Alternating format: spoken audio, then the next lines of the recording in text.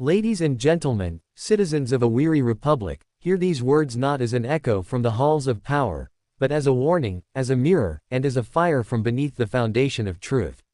Today, the Speaker of the House, Mike Johnson of Louisiana, has chosen to shut the doors. To power down the lights. To silence debate. To send lawmakers home early, not for rest, not for honor, but for avoidance. July 24 was meant to be the start of Congress's annual 5-week recess, a time when representatives return to the people they serve. But instead, the Speaker has pushed that clock forward. One day earlier, and one reason only. Jeffrey Epstein. Yes, that name. That specter. That stain on our national conscience that refuses to fade into shadows. Jeffrey Epstein, financier, predator, manipulator of the rich and powerful, is once again at the center of a battle not over justice but over secrecy. And in the House of Representatives, where the voices of the people should thunder, silence has been chosen. Speaker Johnson stood before the nation and declared, "We're not going to play political games with this." But that's exactly what's being played. Games with sealed files. Games with victims' memories. Games with a system that hides names, masks truth, and shelters the powerful under veils woven in marble and money. The American people are not fools. We remember the stories, the flights, the island, the photos, the unexplained deaths, the powerful men whose names have whispered across headlines like poison in the wind. And now, when the question is asked, should we unseal those files?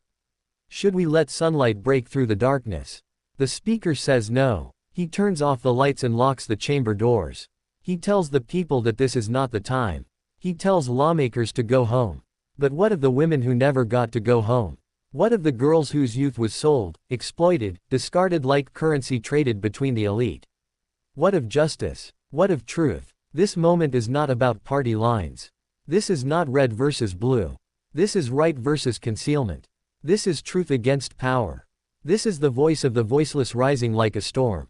Democrats have demanded transparency. Even some Republicans, brave enough to defy the tide, have said, "Let the files speak."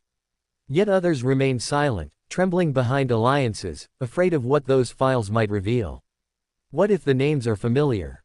What if the donors, the colleagues, the mentors, the friends, the very architects of political empires, are there? What then? We ask our leaders to act with courage. Instead, they flee. They recess. They defer. And Speaker Johnson, entrusted with guiding the House through the murky waters of scandal and accountability, chooses retreat. This is not how republics survive. This is how they fall. Not with one grand betrayal, but with 1,000 quiet capitulations. With a file that stays sealed. With a vote that is never cast. With a leader who sends his members home just before the dam cracks. But the people know. The MAGA base, loyal and loud, now whispers with unease.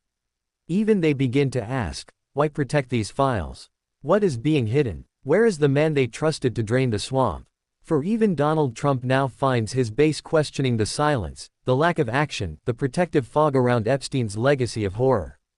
This is not a partisan crisis, it is an American reckoning. Because justice does not take recess. Truth does not wait until September. And the victims deserve more than a closed door and a flight home. Every sealed document is a wall against justice. Every delayed vote is a denial of closure. Every politician who says, "Not now," is quietly saying, "Never." But the people are watching. The survivors are watching. The names may be hidden, but the pressure rises.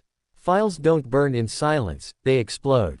And history will remember who chose to shield the powerful, and who chose to stand for the powerless. So go home, Speaker Johnson. Close your chamber. Turn the key, but know that the storm is not leaving with you. It is rising, and when it breaks, it will not ask for permission. It will demand the truth, unsealed, unvarnished, and unleashed.